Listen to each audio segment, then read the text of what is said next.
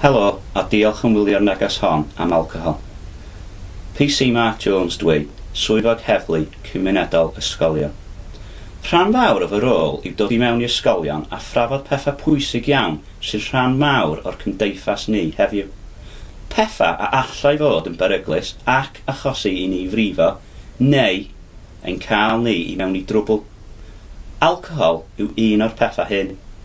Gall alcohol gyfrannu at ein gwneud ni'n aniogel.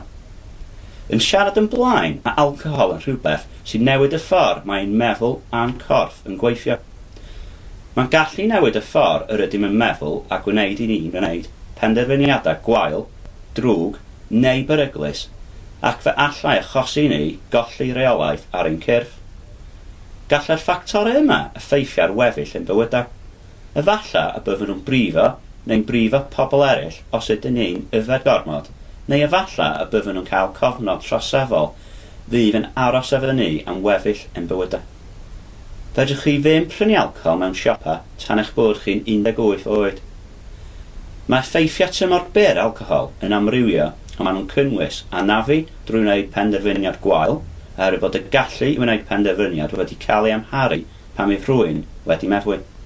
Mae rhywun sydd wedi meddwi yn fwy tebygol o ddisgyn, cael ei taro drosodd, neu o ymladd.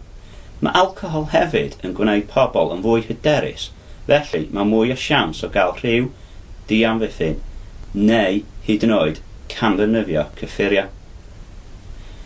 Gall effeithio tymor hir yfed alcohol arwain at broblemau iechyd difrifol, a allai gynnwys iselder, newidiadau personoliaeth ac hyd yn oed hunanladdiad.